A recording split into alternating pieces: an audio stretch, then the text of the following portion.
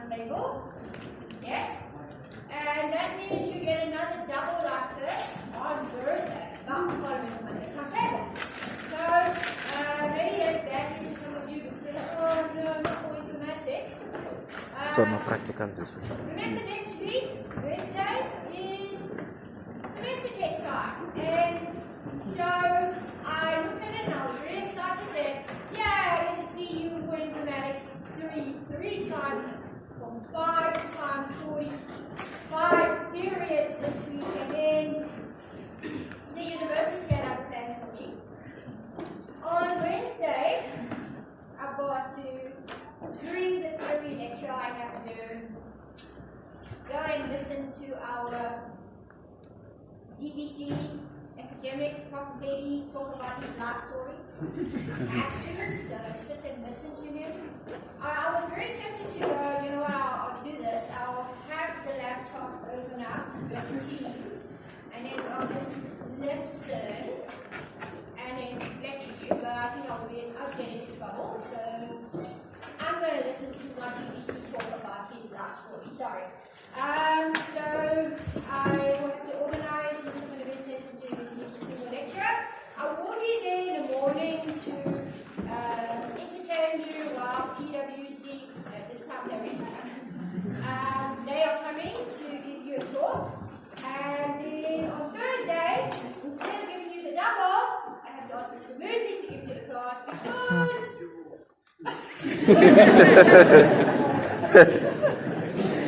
some people from Padua in Italy are visiting and they're like, oh, no, I have to go and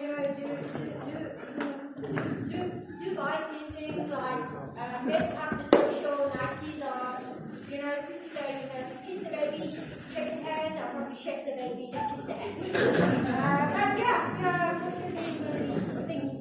So apparently I have to say nice things to these people from Italy so that they will enter this lovely marriage with the geography department and offer some beautiful, beautiful baby degrees for Italians and South Africans or something. I don't know. Okay, but yeah, that's we've already been doing very international things. We've been accredited with the BCS long ago.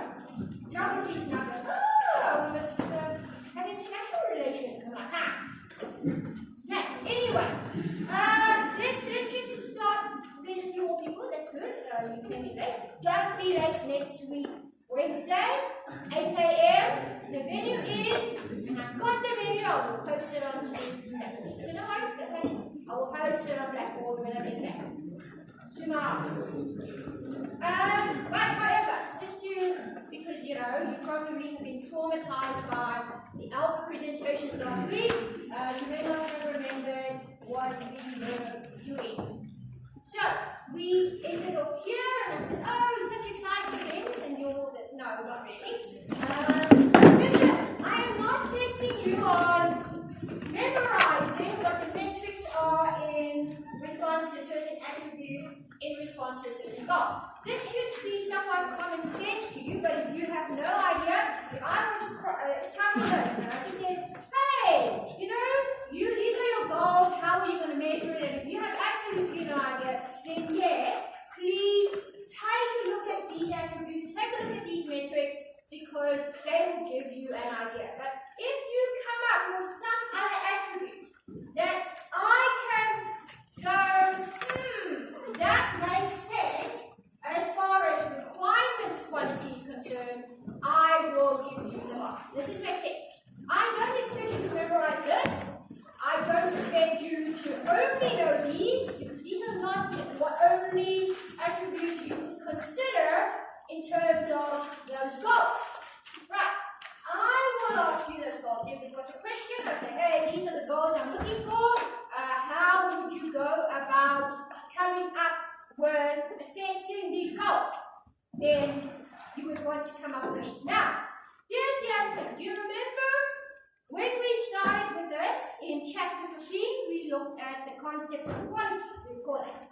And we had the triangle, and we had the long iso list, which So you, for those of you, the security-loving people, you know who you are. You say, hey, don't mention security, but meanwhile, if you look at the actual official list, security is listed. So there's a whole bunch of other attributes you could refer to. Okay, don't make it up. If you look up the ISO standard document, not the official ISO website, by the way, that costs lots and lots and lots of money. Because it's a money-making game. But you can go to an unofficial website, that ISO something, I can't remember now, but it gives you a nice table, and it tells you these are the areas they're looking at. You know, you've been there. One more person. Anybody else look? Oh, there, a few more. That's good. Are you just pretending, or did you really look? No, okay, you looked. Okay, and then the other thing I also wanted to bring up is, before I move on, I wanted to say thank you, and you're like, no, thank you for making it easy for us to get some marks easily. Thank you to those who've actually been attending the open/public lectures that Science has been offering. I know the Wednesdays ones are a little bit more difficult because I mean you've got to go all the way to the library for that. But the Friday ones are nice and easy, you know. For all I know, you just sign in like I was planning to do on Wednesday, and just go, yeah, I'm there, and then I'll go and do whatever it is, and then come back and disconnect. Time's up. Okay, or maybe something exciting did come up and you asked a very pertinent question of them. For those of you who actually attended, who attended last Friday's one? And I mean, not who didn't attend. Okay, so for those of you who attended last Friday, did you at least find it a little bit more? I mean, it's not in our domain, it's not in our space, but hopefully it was something you could understand. Look, the maths, and physics, but the whole thing of what I thought was interesting, and for those of you who weren't aware of it, violins, they use special wood, and those woods come from trees that were grown in Europe, European trees. And then some researchers then said, but how can we make violins using wood that is specific to South Africa or Africa? And they worked out that yellow wood which is the national tree. Yeah, see the little thing. It's actually a very decent replacement. Although the sounds are different. I mean, if you look at the grass, it was like, no, that was I have no idea what the grass meant, but cool. It looks similar, but two different blocks. I mean, things like that, you might go, okay, but what does it mean for me? Well, you know, just to broaden your knowledge. Because who knows? I might have sat and listened to that lecture and go, oh, this is so fascinating. Maybe I will come up with a semester test question about that. And if you sat and you listened to it, then you go, yeah, I know what this is about. And so I say, what? What's a violin? Okay, alright. Okay, so anyway, here are the same common sense, but the reason why I referred you back to the ISO standard is remember that your question, chapter 15 question, if I ask about quality, I'm not going to ask you to give the definitions. I might ask you things about, do you think this is good enough software? Okay? Then you need to understand the definition of good enough software, but you would also have to say, well, given the scenario, would you say this qualifies as good enough software? Okay? And please don't take good enough as I'm not going to study, I am going to just take my common sense understanding of good enough software and just go, yes, it's good enough. Release the software. Good enough software in the textbook has a different idea as opposed to what you think is good enough. Think about it this way. If we don't go with the textbook's definition of good enough software, would we not all be on different pages as far as good enough is concerned? Some of us have really, really low expectations, right? Especially with our own software. With our own projects, we go, it's good enough. Meanwhile, we're like, congratulations, crud. Informatics 2B, that's about it. Where's your reporting going? But it's good enough?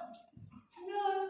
Okay, some of you might be like, absolutely not. If it's not using all the latest technologies or built on some blockchain with AI, no. I don't think anyone's done that.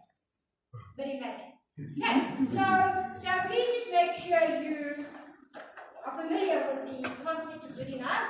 And when you explain to me, when you go and get the yes no, I'm not interested in your yes no. You know that by now. I'm interested in your why. Okay? So you must have read the scenario carefully and said, based on the scenario, this is why I say. I'll give the answer that it is. And if you look at the memo in my answers, you will find that my memos just go, depends on what the student said. Depends on what the student said. And you're like, that's not helpful. It actually is. You should by now realize that it's up to you to come up with a valid article. Obviously, there are certain things that you need to look out for, which are reasonable, and maybe you do not know where to start. This is where this table comes in. Perhaps some of you, while analyzing this table, did some of you, perhaps, this is always like leading you to the answer, it's like coaching you to the answer. Did some of you perhaps notice that, hang on, these attributes are things I would consider when considering quality back in chapter 15? Yes, no? And maybe you're not, no, never considered it. But now that you looked at this, you should consider, I'm not saying you definitely will. For some of you, you might not know. No. For some of you, you might go, yes. So who reckons that they could perhaps look at this and use it as a guide in terms of coming up with what to look out for to say, this is an indicator of quality according to this particular characteristic in this system according to certain criteria. Never mind the fact that you know one of this code complexity, maintainability was one of your characteristics in the triangle at least. Okay, so some of you have absolutely no idea where to begin. This table might actually be very useful to you. Okay, now the metric that you'll remember, metric is something that's measurable. Okay, it's not like you look at it and you go, so-so. You give it a score. Like Miss South Africa, when she was crowned last day before, I don't know, I haven't really thought about it. Like Google goes, we have a new Miss South Africa, I go, yay! From the Popo, yay! That is the extent to what I know. Alright, I tried to see what she was studying, because normally, you know, by now they go, Miss South Africa studies a blah blah degree, and you're like, I'm waiting for one that studies an IT degree, but no. Okay.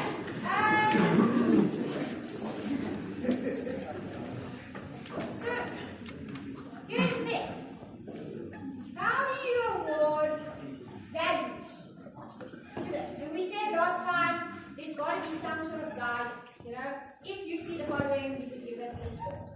And if you see this guidance, you could give it a score. And so, depending on the question, you might find that you have to provide such guidance. In other places, you can say, well, more or less, this, as long as you can figure out this is measurable. Now, certain things are very measurable. Remember, we talked about documentation, and there's a readability index. You can actually just shove this into Word or something and go, give me the readability score. Oh, by the way, who's actually looked? Has anyone looked on Word or whatever it is, and then go, oh, there it is. No. So next time you submit an essay, take a look at it, just see, you know. And remember, you're not trying to impress your lecturers with, this is so difficult to read. I'm showing off how intelligent I am. I use the biggest words possible. Trust me, we get tired. We go, what is this word? And then you go, I have used a word the lecturer doesn't know. That will show them. No. You know what will happen? You'll go, Then we look down and say, you have used the word incorrectly. Thank you very much. Because, yeah, that happens a lot. Okay, so, look, certain things are very measurable. For example, model clarity, the number of UML models. That's easy, right? Nobody's going to go, You say it's 6, and I say it's 7. No? This isn't like that question that's now doing the rounds on Twitter. How many holes does a straw have? 1, 2, 9. Have you thought about this? Who thinks it's 1? Who thinks it's 1 hole? It's a pie. Who thinks it's 2 holes?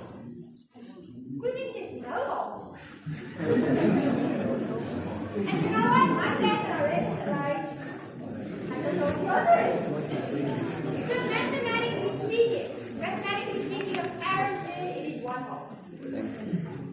Mathematically speaking. That's the question. Yeah, they use the same argument as What? how many holes does a straw have? What has what? And they say, according to maths, The straw have. it is 1 hole. So now you can go home and impress your parents. Alright, anyway, so number of year models, that's very straightforward.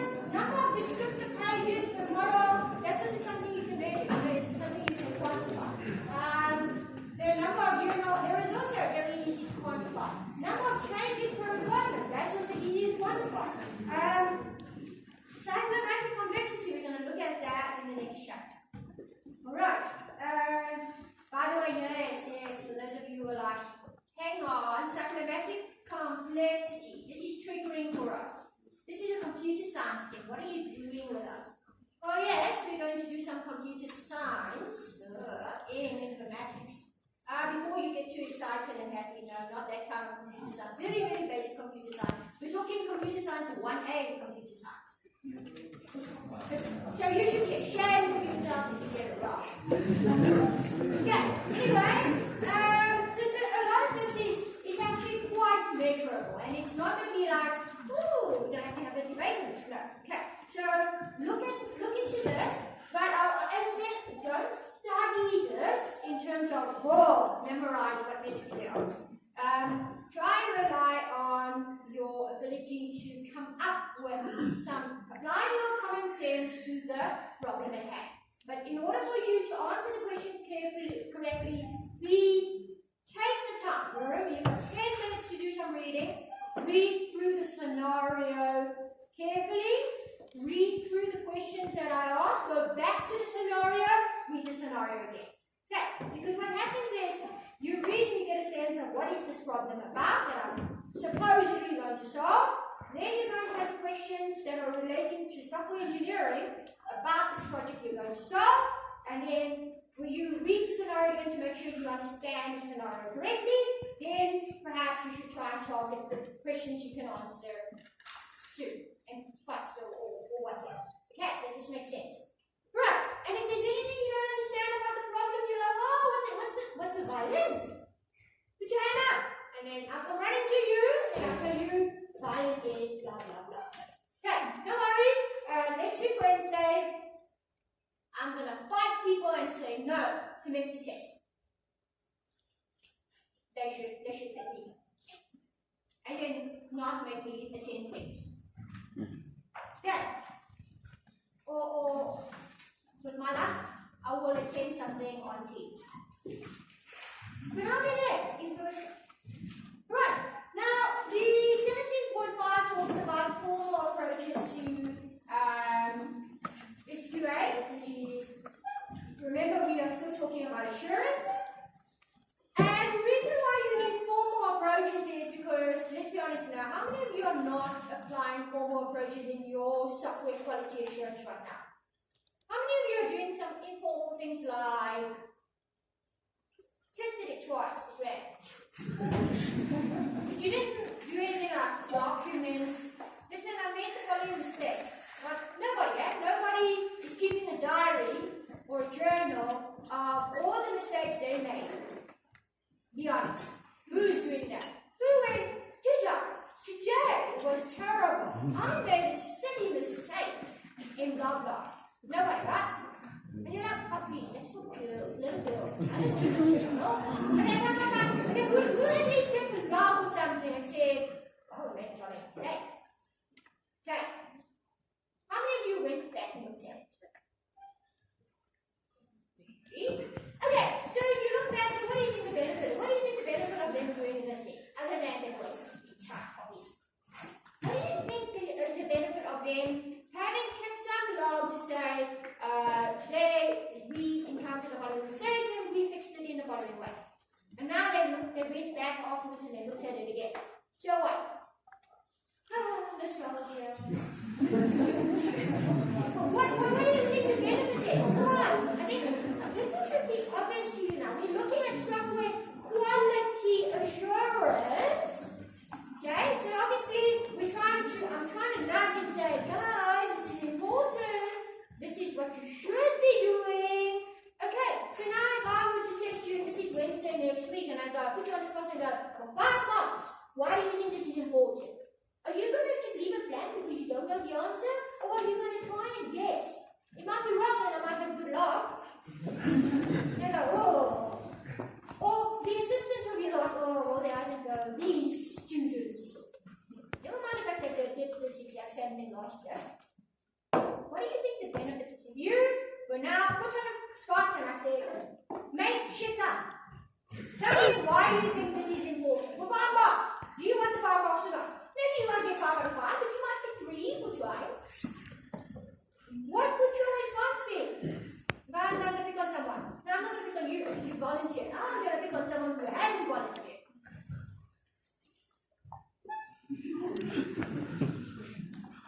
Like looking who's avoiding my gaze. Right. Yes, this one's avoiding my gaze. You with the red cap. Yeah. Black jacket, yellow shoulders.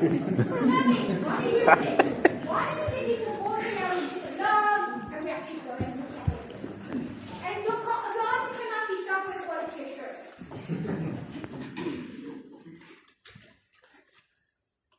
So you're going to get 0. And you're okay with that. You're happy with getting 0. That's not good. Yeah, who else wants to not volunteer? But, come on, give it a try. You know what? I would say, your answer could be so laughable, people are like, come on. Use your common sense. You can do this.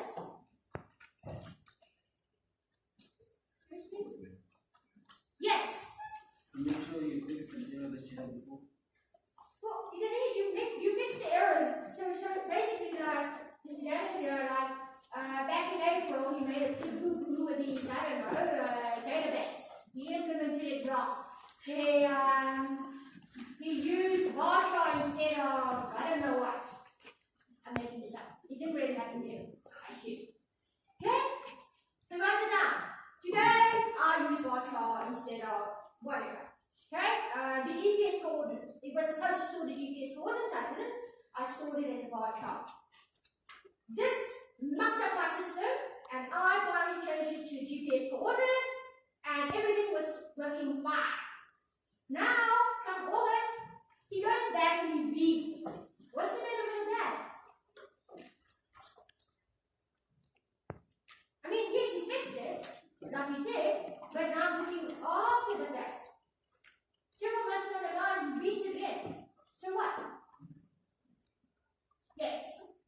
And maybe he, for example, checked that when he was storing it as a GPS coordinate, it wasn't storing in the correct format, and he wanted to move back to varchar, but then he did not be like, this is why I couldn't use varchar. So that's okay. Okay, so that's one possibility. He's going to try answering. Yes, go on. Why do you do it? It's also to look at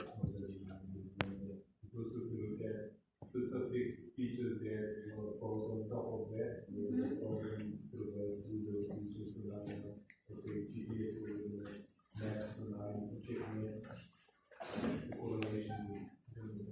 Okay, the reality is, we all do it to remind ourselves of our failures. That's one of the reasons. Okay, think about it this way. Because how many of you remember what you had for lunch last week Monday? It was the same meal, that is. So the majority of us can't even remember what we had for lunch last week Monday. And yet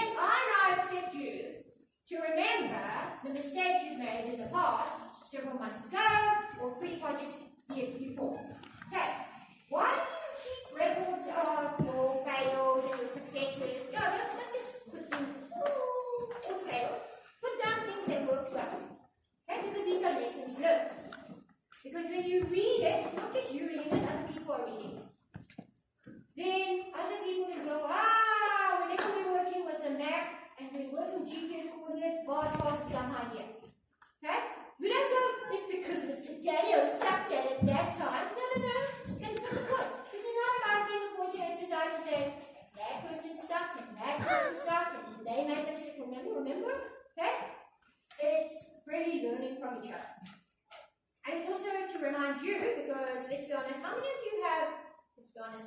you have made the same mistake again later on because you forgot? Hands up, come on, admit it. I'll admit it. Some of you are really good, really. Okay. But if you remind yourself, you go, then you don't waste the time. Okay, does this make sense? Okay, and that's the whole idea of your software quality assurance as well. Remember, software quality assurance is saying, well, if I am supposedly applying quality and making sure quality exists in my system, how do I know it's being done right? Okay, so you come up with a plan. That's what it says there at the beginning of the textbook. One of the outputs of software quality assurance is that you have a plan in place and say, this is how I ensure quality. It also helps you to define what is quality, how do you define it, how do you measure it, and then if you know how to measure it, then you would be able to monitor it. And if you're able to monitor it, then the next time you can improve on it. Alright, so 17.6 is a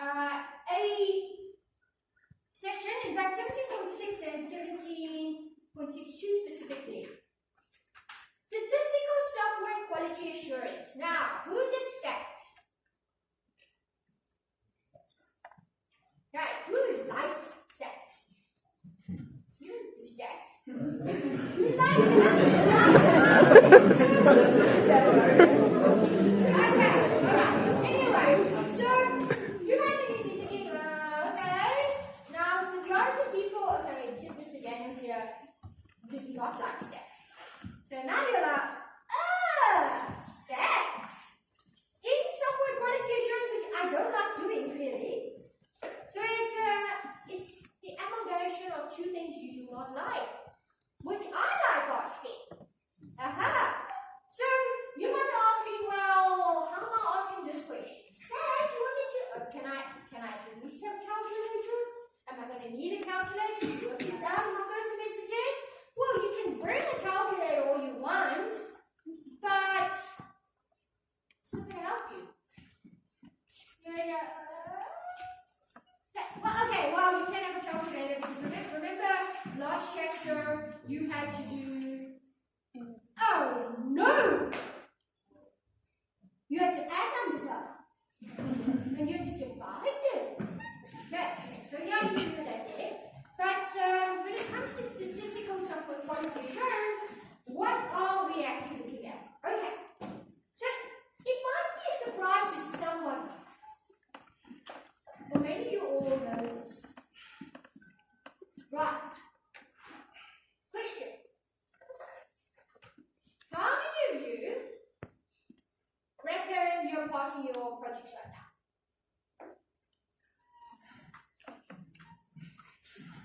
Okay. Not many people are putting their hands up. Okay. Right.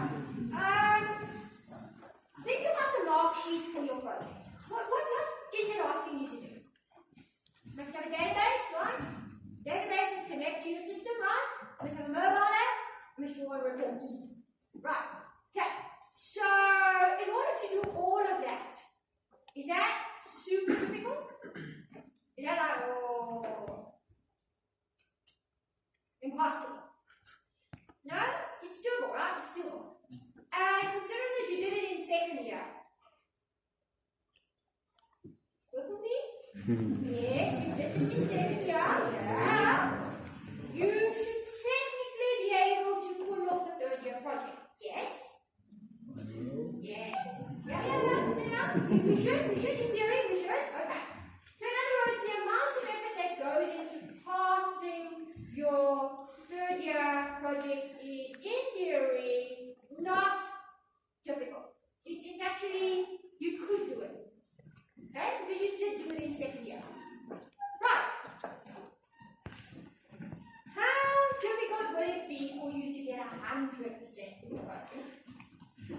Does that make sense? Yes. You agree that in order for you to achieve the minimum requirement, technically not that much effort.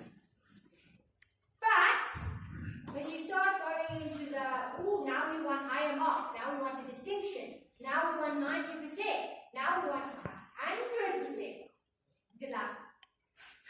You are going to have to do backflips and, like Olympics level gymnastics, cartwheels, double flip, triple flip, blah, blah, blah, blah, in the air, form perfect, top, and then land, and then go. Right? And that requires effort. Now, this is where the Pareto principle comes in. Yeah, then you're talking about the Pareto principle. Which, over the last few years, people are giving me the weirdest random answers. What is the Pareto principle? So they go, 80% of the defects can be traced to 20% of all possible causes. What does that have to do with what I just said? And I selected 20%. The Pareto principle doesn't just look at defects. This is just applying the Pareto principle to this current chapter, which is software quality assurance, which remember, software quality assurance equates to we want a computer system that is quality, in other words, as little defects as possible. Does this make sense? Because if a system had lots of defects, you would think this is a piece of crap. But if it had very little and it's working mostly fine, simply occasional hiccup, you would say, yeah, this is pretty high quality. So the same thing is happening here with the Pareto principle. Don't worry about this here, Pareto principle. Effectively, the Pareto principle says that if you want 80% of the, let's say, the benefits or the gains or the work done, it turns out that you only really have to put in 20% of effort to get that 80%. But then, for the that last 20%, you need to put 80% to get that 20%. And that's what I was saying about, in theory, if you put in 20, and I know you're like, oh, I've got also 20% of work, but it doesn't take that much effort for you to pass the project, in theory, because you're doing the second year stuff. But for those of you who are aiming high, the ones who are like, I want my distinction, have you noticed it got a lot more difficult? Because no matter what you did, your project leader will like, can't be better. Right? That's the 80% effort I'm talking about. That 80% you have to do to please and whine and dine and go, come on, project leader, surely my project is good now. Surely it's great. Surely it's perfect. But you can't do the following. See that's what's happening? Okay, obviously, people are, yep. Alright, and for those of you like, yeah, you're going to have to take their word for it. Okay, think of anything else you do in life. Anything else in life. Have you noticed that to just meet the minimum standards is like, not that much effort. But it's the, do you want a distinction? Yes! Well, now you're going to have to bust your ass for it. That's the 80% effort. So the Pareto principle applied here has got nothing to do with what I've got. Has something to do with what I've just said. Please don't make this, don't get it, don't connect it incorrectly, which is what has happened with students in the past that weren't paying attention. What I've just described is, in general, Pareto principle. 20% of your effort can yield 80% gains. To get to the other 80%, or the last 20, you're going to have to put in the 80% of it. Now, let's be honest. Let's be realistic. You've got computer science to worry about as well, right? Some of you also have maths. So are you really going to put in that 80% just to get that last 20%? No. Realistically, you're not going to. I know some of you are, we'll see about that. Fine. What I'm getting at is, I'm talking about return on investment. You should focus on figuring out what the 20% effort should be and putting your efforts in that 20% so you can yield the correct 80% gains. That is what I'm trying to say. Okay? Because you don't just randomly go, oh, to 20% of just everything and then expect 80%. You've got to be smart about it and figure out where the 20% is so that you smartly put in your efforts in the 20% and that gets you 80% result.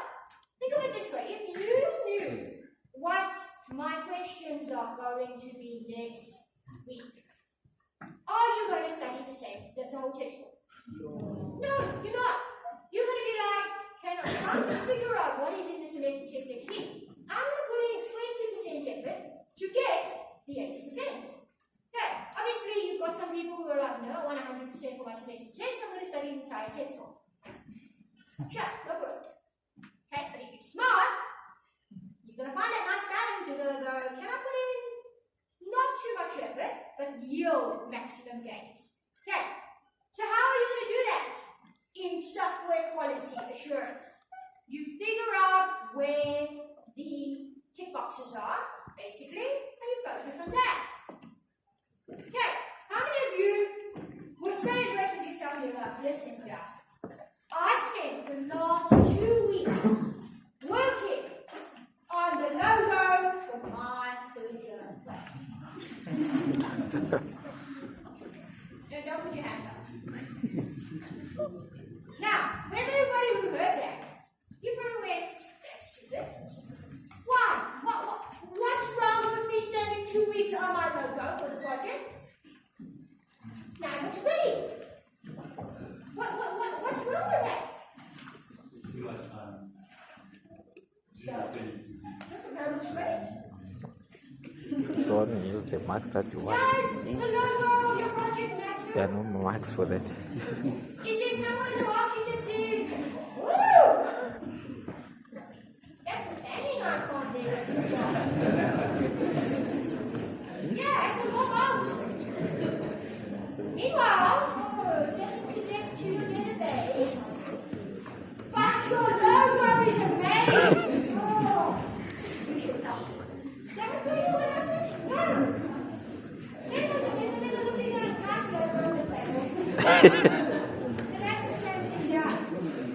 This parental principle here will start with quality. They're saying, find out where your weak spots are. Focus on that when it comes to finding errors and fixing them. Does this make sense? Okay. So the whole idea is don't sit and look through your code and go, listen, I scrolled up, I scrolled down, I looked at everything. 3 weeks later, I scrolled through everything. Because guess what? You putting in that effort, did you find all the errors? No, you didn't. Okay. But if you go historically, my weaknesses, my team's weaknesses are here, here, and here. And I normally make mistakes here, here, and here. Then go there. Go look at those areas and go, well, I normally suck at databases. Oh, I normally suck at parameter parsing. Oh, I normally suck at, I don't know, what. You come up with these things. And you go, I'm going to look there instead. Because here's the thing. If all of you, if one team member in your team is really, really good at doing some talk, and it's really simple, would you waste time looking at that? Just go, actually, that's correct.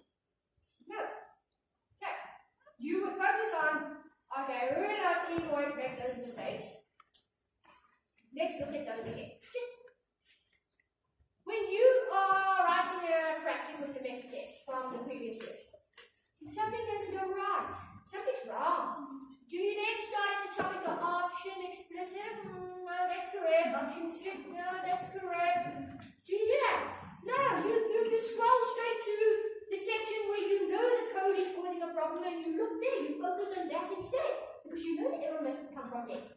Not, let me look. Maybe I spelled a comment wrong. No. So, the Pareto principle, ladies and gentlemen, hopefully we're all on the same page now.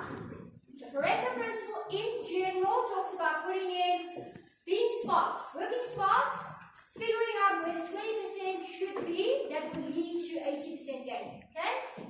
It's not the whole story about because the other 80% effort is on the last 20%. You don't have to worry about that. Okay, but applied to SQA, it's about figuring out where to look in your code. Don't waste your time looking at everything, testing everything, just focus on the gates.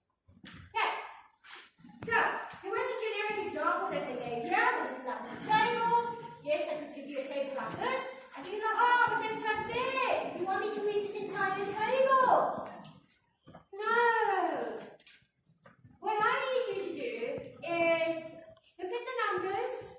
me something. So don't worry about what these mean. These actually stand for all those things at the top here. Okay. Alright. And those I will mention the following. So imagine a team goes and captures the details of their errors and everything over the last 10 projects, right? Okay, so they did 10 projects, they captured the statistics on all of their projects. So when there was a defect or there was an error, they would classify that defect or error in one of these. So they said it was either because it's incomplete or erroneous specifications, misinterpretation or customer communication. You get the idea, all the way down to miscellaneous. Right. So they recorded all the issues that they had, they classified it, and then after classifying it, don't worry here, focus specifically here on this table, zoom in if we have to. Okay? We're all clear on this table. Now you're looking at this and you're like, oh, numbers. Assume that now they took the last 10 projects and they delivered this table. This table here, which is the average of the last 10 projects. Okay. How would you interpret this? What does this mean? Can you, looking at this, without me telling you what this table means, can you guess what this table is trying to say? Who reckons they can figure out more or less? I think I know what this table is trying to say. Hands up.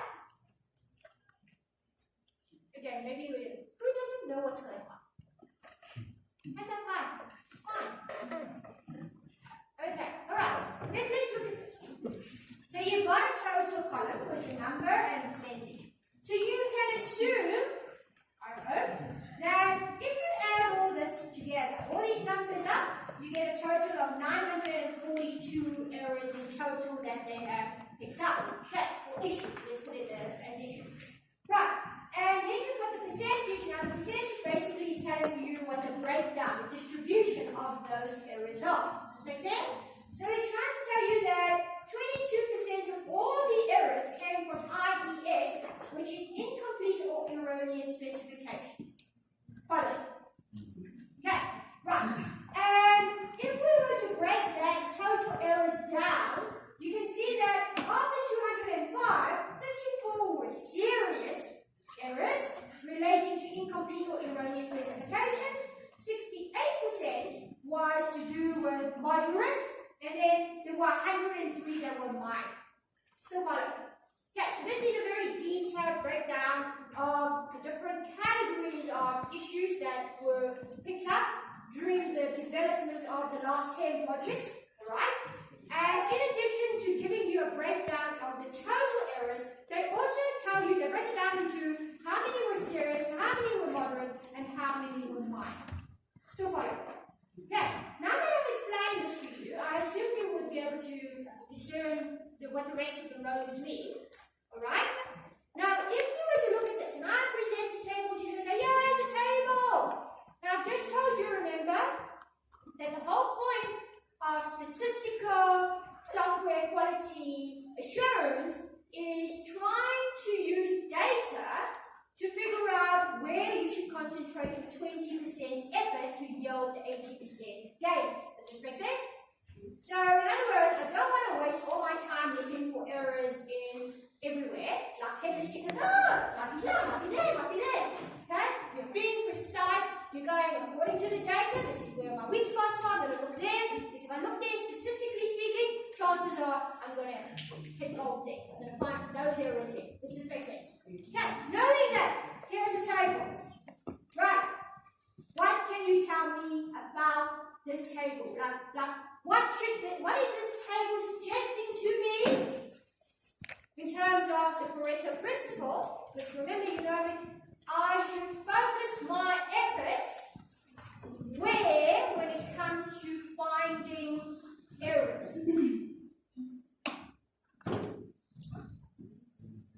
I'm going to ask the person who said he loves stats. Yes. You're the only one who said you love stats. I focus more on moderate and serious days, but to get more information. on that aspect. But then again, if you think about it, the serious is very important. Okay, I'm glad you raised that. Okay, so for most of us, we will probably go, let's ignore that. Let's ignore that. Okay? Let's not pretend they're not there. Let's just focus on the total. Alright? According to that, where are my biggest problems? IES. Okay? What about next? What's next? MCC. Alright. And you might know what's MCC. Don't worry about that now. The concept is knowing where the issues are. Okay? So you, from this table, you'll be able to discern, my biggest problems are IES and MCC. So that means this team has a problem that tends to deal with the beginning stages of developing my software project. Okay, I do not understand what the clients want.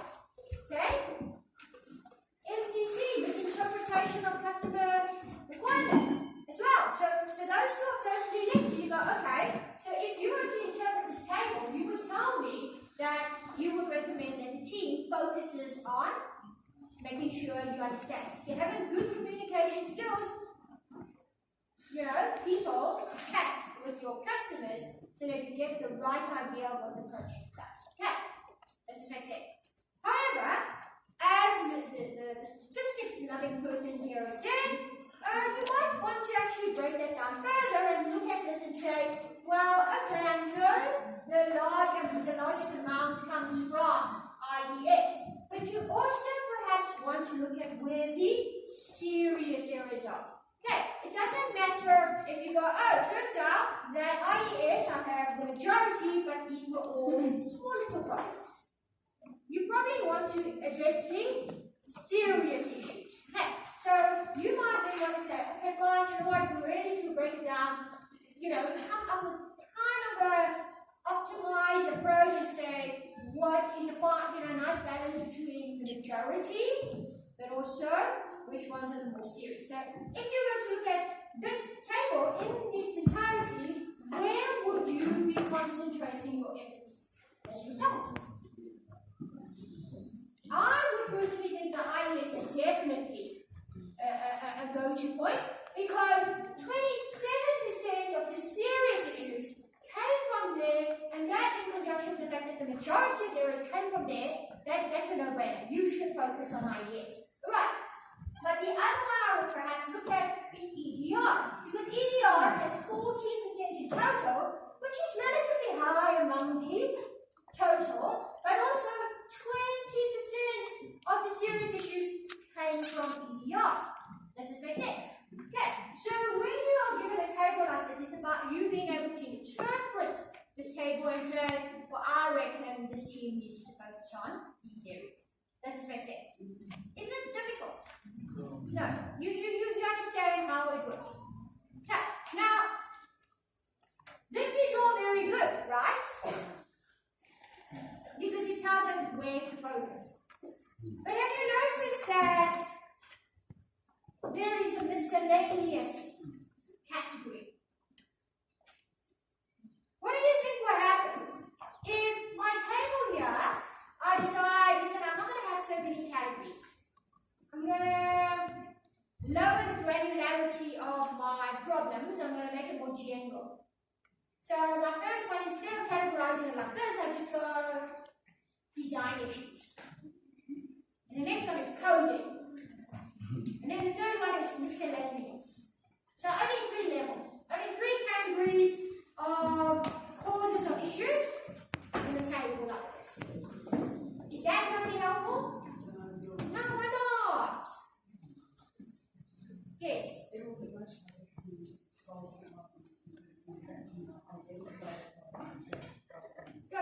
or less it's miscellaneous. It's somewhere in the miscellaneous section, and wow.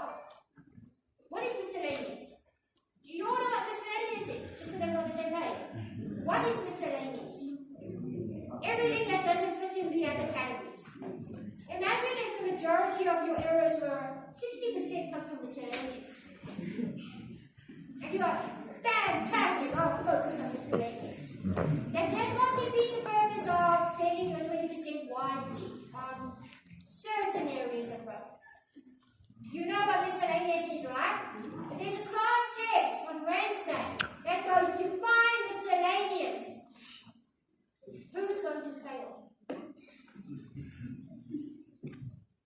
You're saying no, not you.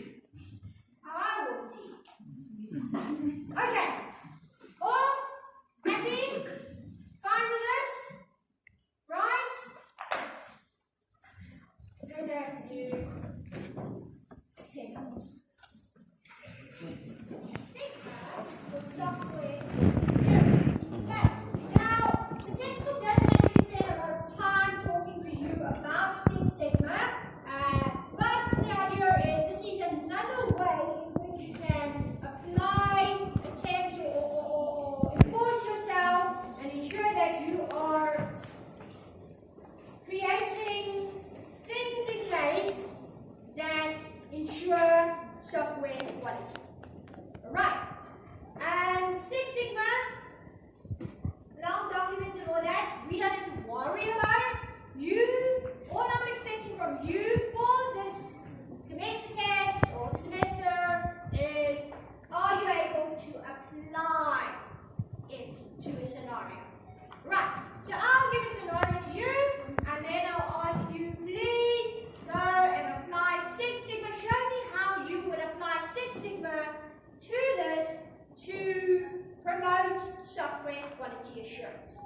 So in order for that to happen, you need to understand the different steps. Okay. So you start off with defining your customer requirement. Oh wow, does that sound right? So something familiar that you do? You do that. You did it in the first semester, didn't you? Okay. And the deliverables and the project goals are well-defined methods of customer communication. That you should know how to do. Why do you need to do that? Not in the context of Six Sigma. Why do you even have to just do it in software engineering?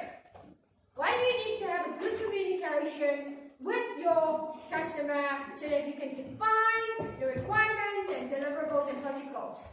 Why? Why is that important? Come on. You do not realize that if you don't participate, then I'm just going to give all the bonus marks to these people in the front. Okay, yeah, let's give you an opportunity. Go ahead.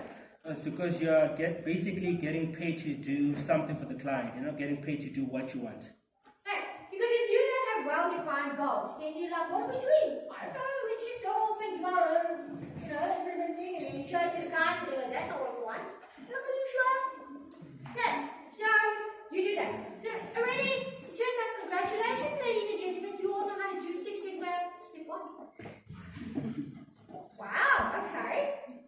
Number 2, measure the existing process and its output to determine current quality performance. That you don't do, I know. Okay, so Six Sigma here, okay, so perhaps one thing you want to do is Six Sigma is an approach where they try to reduce the amount of defects in a system as much as possible.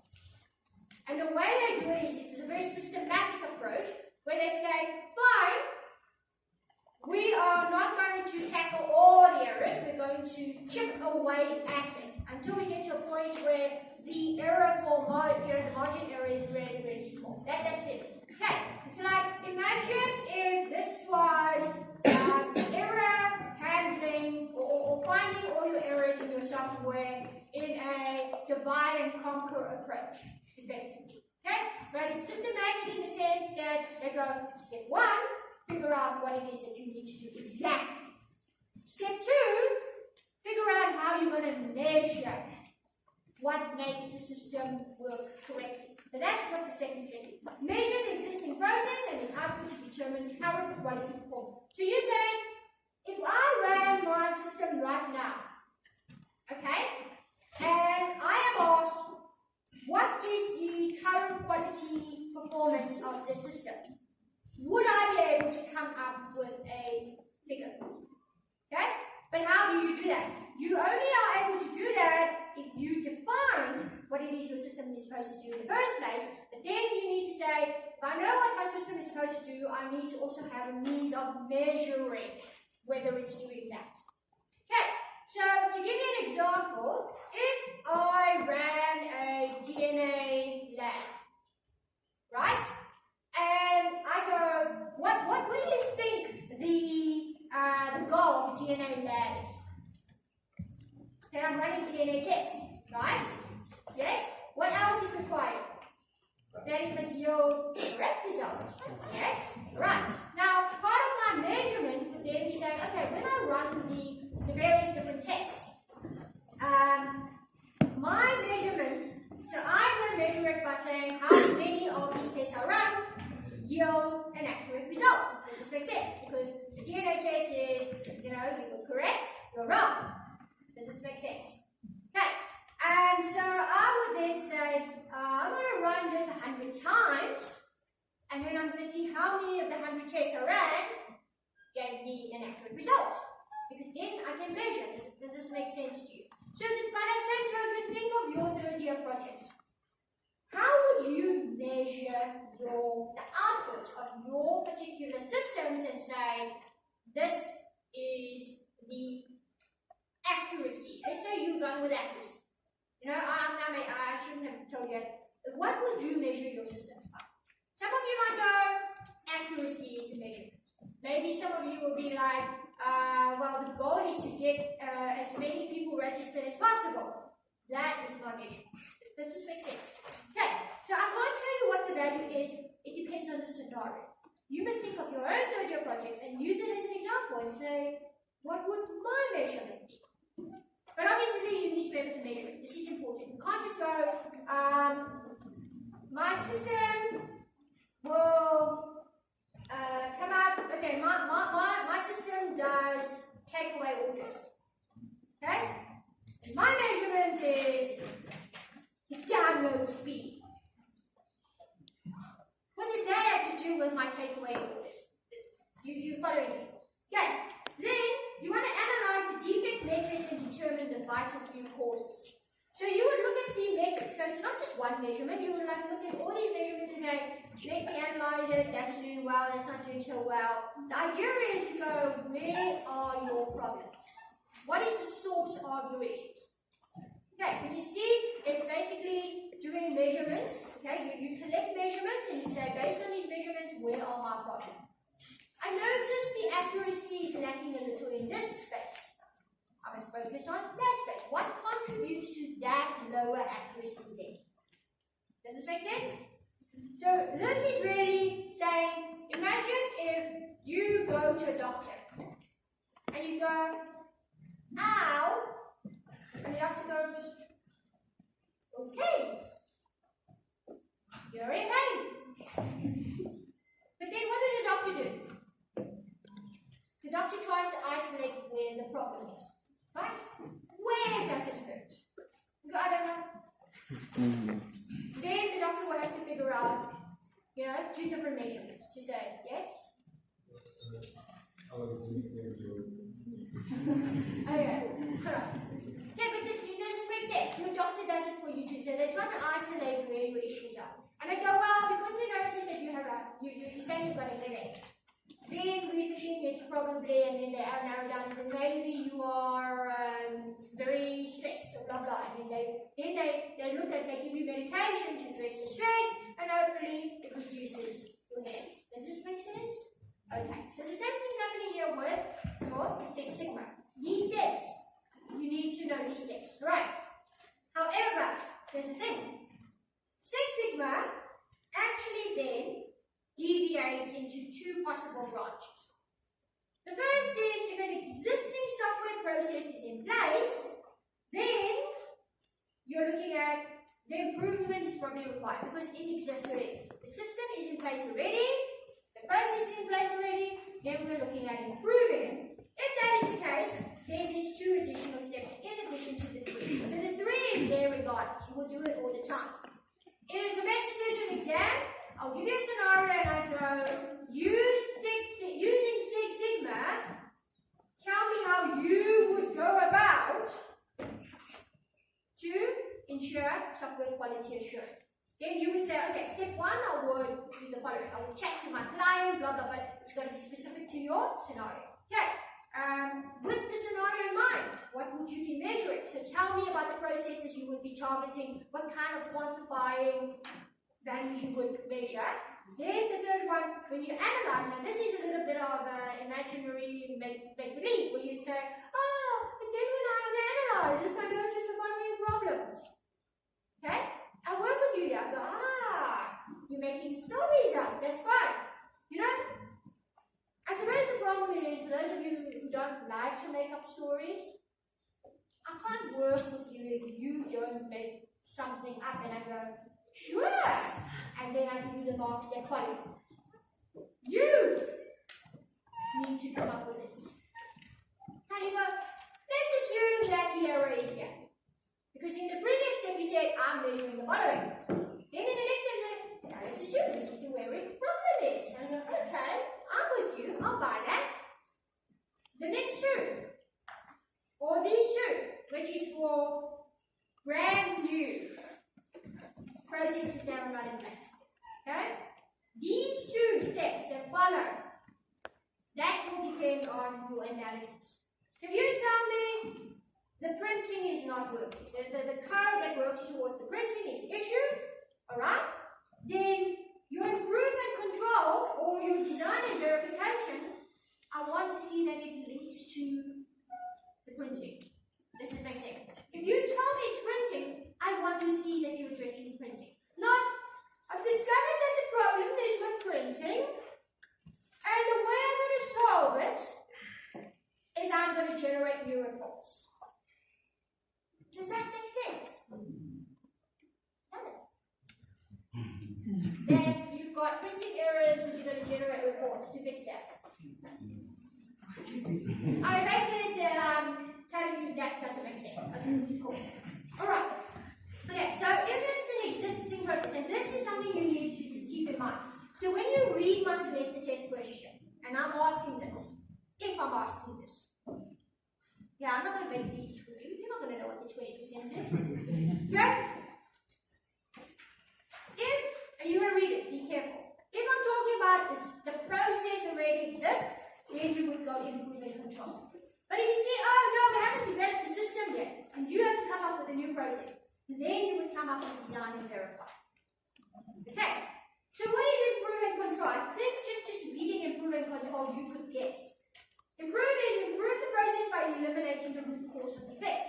So that means you would talk to me, you would tell me the story about how, I've noticed the issue is with the printing. So what I'm going to do is I'm going to go into the printing module code, and I'm going to go through that, and then you're going to tell me some magical story about how you went about to isolate the issue of the printing. So you might say, maybe it's this printing component, or maybe it's the hardware, the component is, the hardware, the printer itself. So you're going to tell me, I test the hardware itself in isolation, or whatever story it is.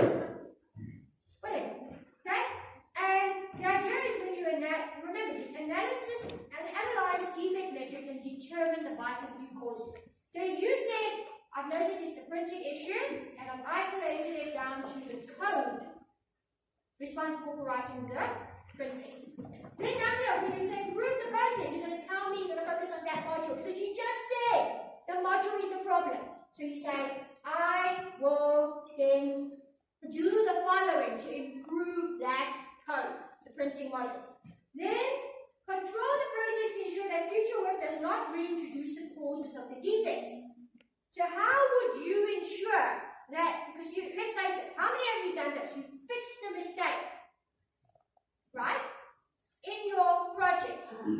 Then 3 months or 3 weeks down the line, the problem came back. How often has this happened? Come on, hands up. Has it happened to you? Yes, it has. Why? Because you did not put measures in place to prevent it from happening again. So tell me what measures in place will you have to prevent that? Does this make sense? So an idea might be, I'm going to put some check in place that I notice that if the printer receives an incorrect instruction, it means that somewhere a team member or someone has introduced that error. It might tie into the whole analysis and determining the vital root causes. Maybe one of the reasons why the issue is coming is because some team member keeps accidentally sending you these wrong sequence of values or something. Use your imagination. Okay?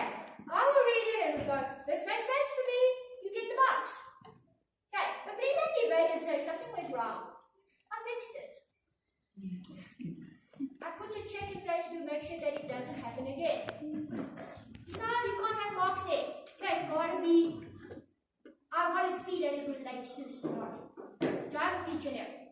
However, it's new, then you obviously have to design the process to prevent it from happening. Does this make sense? Okay, so you design the process to avoid the root causes of the defects and to meet the customer requirements. That's part of the design process.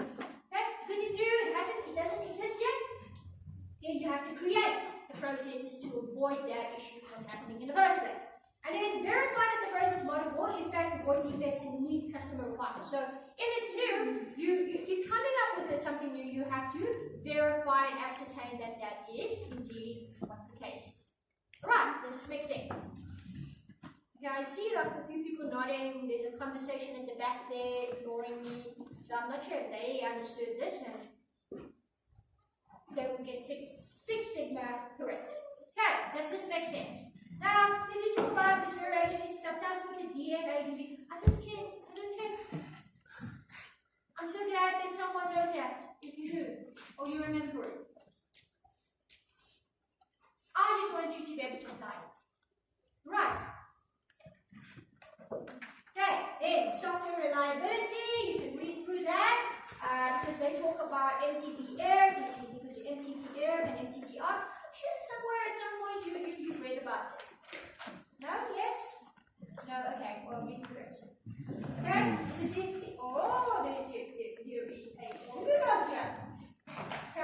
and then they talk about availability. So effectively, they're talking about how if something falls over and it's not available to you, then how long does it take for you to recover the system back so that it's working for you, etc., etc.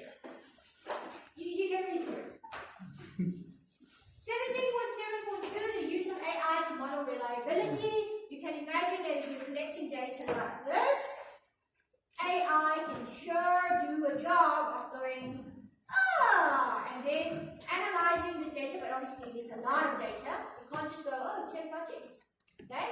But with things like this, AI can in theory be used to figure out where your errors are, and it will tell you, listen, concentrate here. You can get an AI program to tell you where to go. Now, for those of you who really want to do a project like this, which sounds boring, let's be honest. Come on. Hi, I'm using AI to figure out where the errors in the software are. Oh, it's great. It really would be beneficial to people, but it doesn't sound like the most exciting project. You could, if anyone wants to be interested in doing their honors projects on this, by the way. Right. However, they do talk about a genetic algorithm. So those of you who are really very much into AI, you would like to perhaps just read a little bit more about that paragraph there where they discuss the genetic algorithm. Right. Just for interest's sake, they actually use genetic algorithms to figure out what would the optimal configuration of a certain space antenna be. And so basically they told the AI program and said, listen, I want you, computer program, AI, to design a space antenna for placement in our NASA spaceship program somewhere. I don't know, like blah blah blah. And they allowed a genetic algorithm to try all possible variations. So the idea is they say, what if we use the antenna at this angle? Maybe we must wrap it this way, etc., etc. So it tested out all possible configurations in terms of where the antenna goes, what shape it was, what material it is, blah blah blah blah blah. And after multiple iterations, it actually came up with a solution that was so good that NASA said, we'll take that one, as opposed to, the engineers in the lab going design. Because remember, a computer is really good at doing things repetitively. So it says, is it this one? Is it this one? Is it this one? And all they're doing is now maybe configuring it a little bit more by maybe a little bit angle or thickness, etc. Whereas you probably try it first 3 times, get annoyed, game over. Okay, so AI is good for that, and so they use genetic algorithms for it. So definitely something interesting. because they are able to test out all possible configurations, because it's a boring job. But if anyone's writing any AI projects for next year for honors, and you do something like this, I think the joy is figuring out, seeing the result at the end and go, whoa, my AI program figured this out on its own. Obviously, you need to put measurements in place and say, this is a good idea, this is a bad idea. This is getting worse, this is getting better.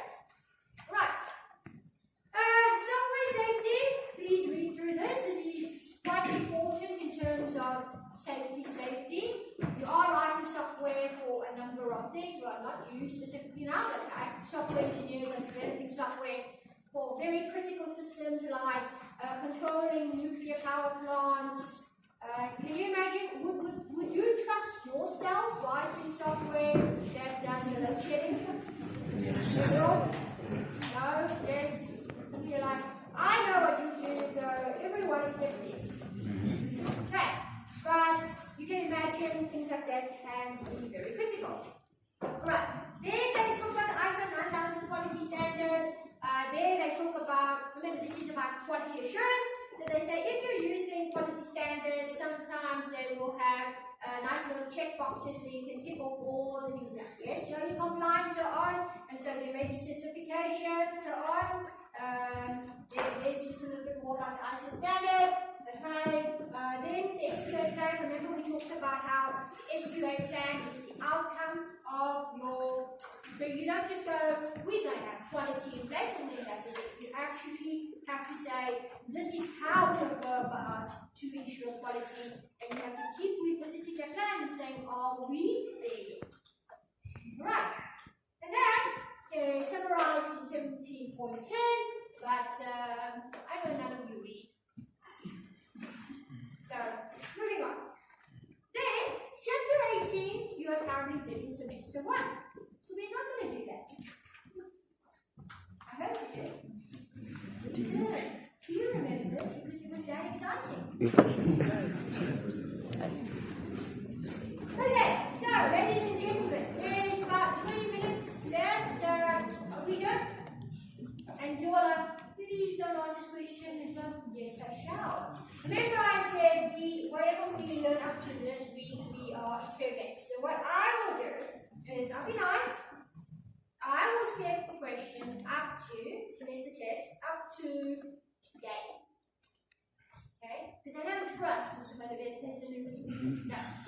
I do trust them, but I don't want you to have questions and then I wasn't there to answer it. So it'll be up to today. Okay?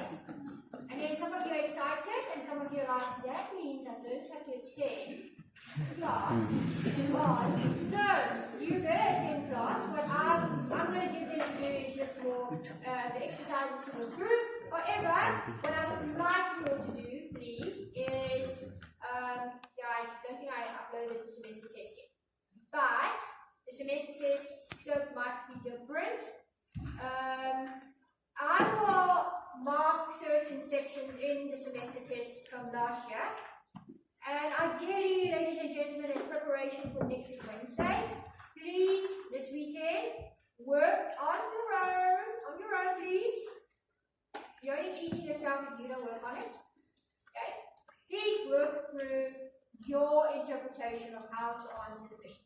Remember, I'll give you the memo, but again, as I said to you, the memo is whatever the student said. But obviously, not then I can write everything. No. Depending on what you said and your motivation.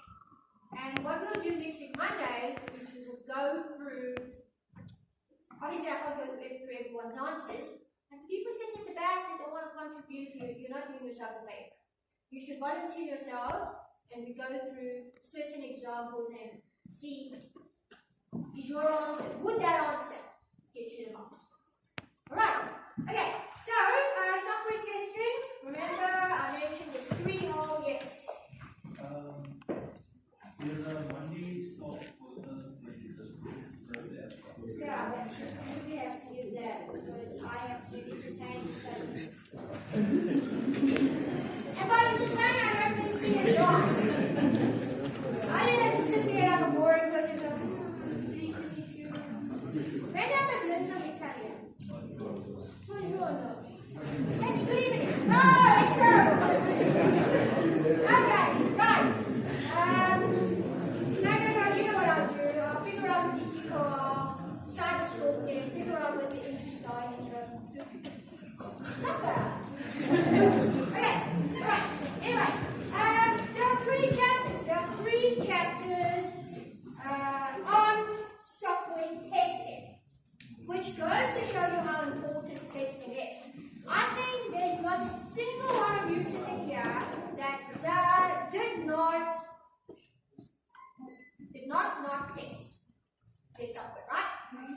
some degree of testing. And despite that, what happens? During your alpha, your beta coming up, your final, when you present to your project leaders, did it all go 100%? Who, despite testing, still had an oopsie? Look, there are people willing to admit that it happened, regardless. Okay? So, what happened? Was it you sucked? Was it you didn't test enough? Let's be honest now. Can you test over and over and over and over and over again to the point that you go, yes, everything has been tested? Is it reasonable to expect that? No, you've got a life, right? You've got third year project, but you also have computer science, and you have like that dude just left because he clearly has much better things to do. Right? So he's gonna miss this part where I like give you a 20%, or not 20%, I'll give you like a 1% to 20%. Okay, possibly. So we're gonna start with component level testing, which is this chapter. The next chapter, now I just want to give you the context, is then the next level, which is integration level testing. Does this make sense? So you start off, it's the divide and conquer. So you start off with your different components. You work on those components, you test those components individually, and they go, yay, these components all work. That's what you've been doing in your third year project, right? You do this, you do this, you do this, you do this, right? It was working. Okay, you tested your own little units. It worked. Then what happened? You put it together and then you shout at each other, I told you to say yours worked. Right? Don't lie. That's when you're testing. Then it turns out that you can't just go, oh, all our components work perfectly fine. Just swoosh, put it together, it works. It doesn't work that way. So that's why you have to test at different levels. Testing at component level, that's this current chapter. The next chapter, integration, how you put it all together. Then the third chapter is to do with specialized testing. Okay? Specifically with mobility in mind. You don't have to worry that now, you just have to look at component level. So, component level, look, you can read through this on your own, remember? Remember I said it's really nice if you know what the work product is. Okay? And it gives you context. So that quick look actually gives you a context of who's involved and so on. And this might be useful to you because remember you're going to have a team. Next week Wednesday, when you get the question paper, you're going to be introduced to your team developing a software project. You need to know who does what. Because in your mind you need to say, I would assign Tom to that. Or so. And because remember there's always going to be human elements there. Someone broke up with somebody else, you go, oh, let's keep those apart. Alright? You have to tell me why, though. I'm not going to guess, did you know they broke apart? You know, because you can say, listen, I'm going to put those two together because they are working well, even if, they actually work professionally, if not personally. Okay. So, a strategic approach to software testing. They talk about the different types of testing. Okay, read through that, verification and validation. You did that. You did that in the first semester, yes? Okay. And then they go organizing for software testing. Please read through that.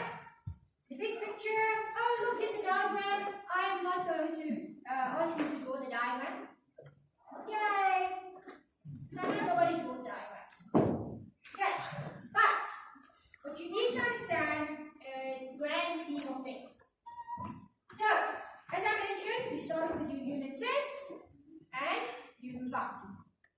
Okay, and as you move up, you do integration testing. So let's talk about criteria for now. This is all of background that you should read through and understand. Planning and record keeping. By now, I think you know that planning and record keeping is important. Okay, roll up scaffolding. Let's talk about scaffolding. So when you're doing component testing, you're working with a single component. How do you know that that component is working correctly? What do you do to make sure you know that the component is working correctly?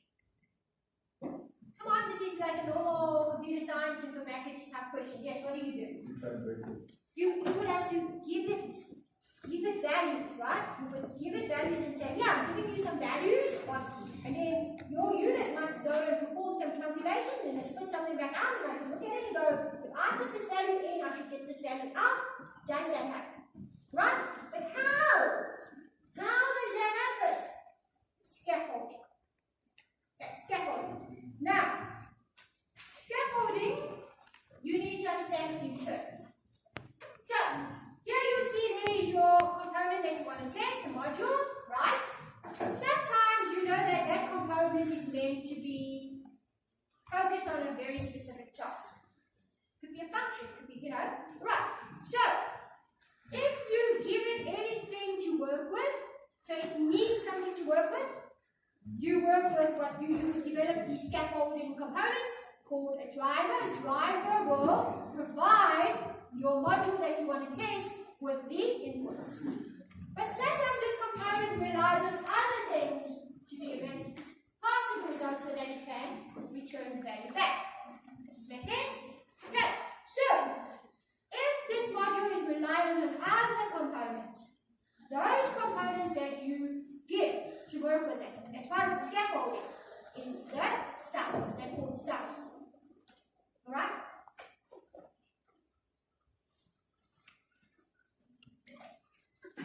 Okay. Stubs. What is it wrong? Stubs.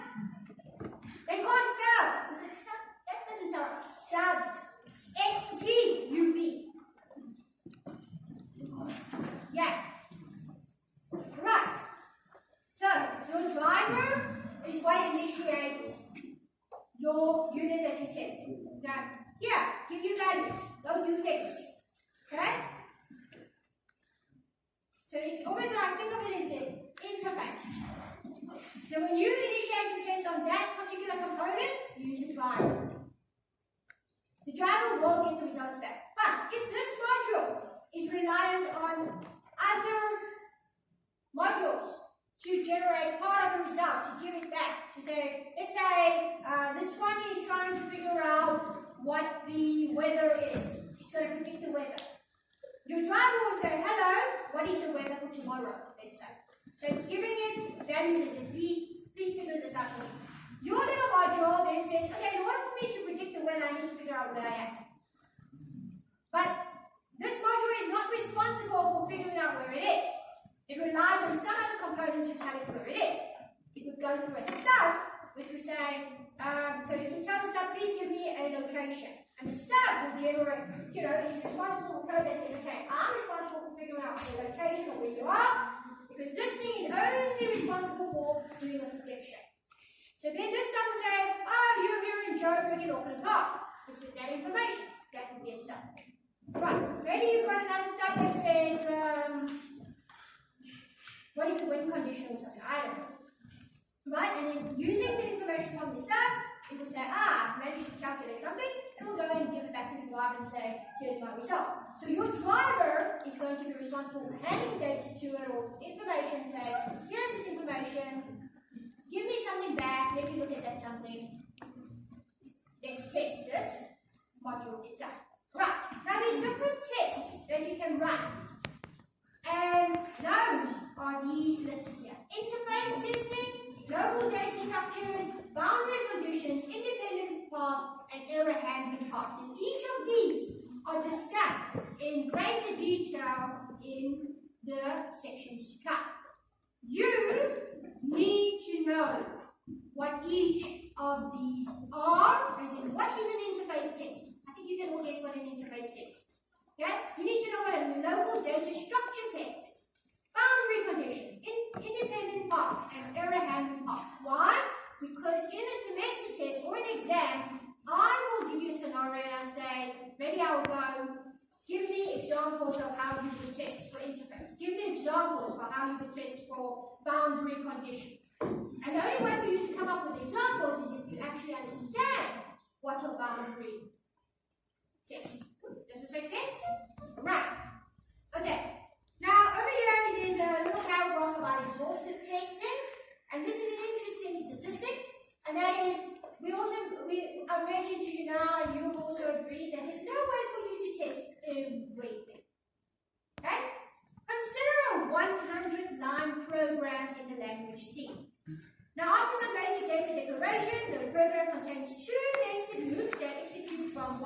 20 times. Okay? Each depending on conditions specified at input inside the interior loop, or if then else constructs are required, there are then approximately 10 to the power of 14 possible paths that may be executed in this program. What this means is, imagine you look at a 100-line piece of line of code, right?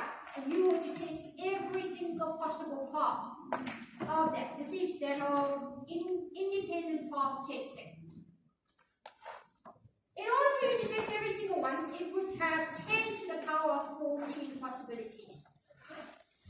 Reading on, if you have a very fast processor that can develop a test case, execute it, and evaluate the results in 1 millisecond, working 24 hours a day, 365 days a year, the processor would work for 3,170 years for your 100-line code. By then, your program doesn't matter anymore. Right? So in other words, what this is trying to tell you is there's no way for us to exhaustively test every possible path to see that it works correctly. And that's why we must come up with these types of tests so that we say we're covering the majority of the issues.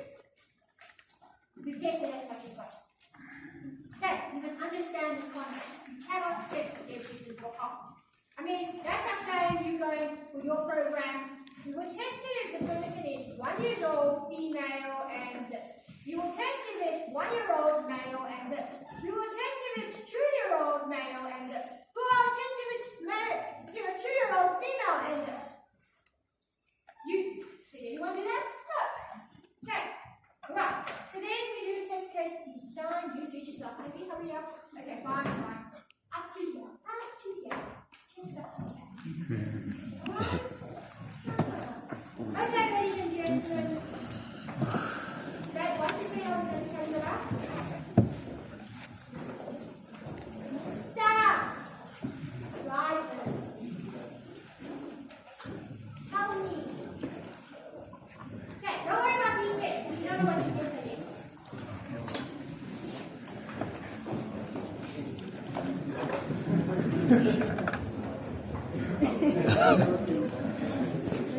Main pun dah. Okay, I'll see you on Wednesday.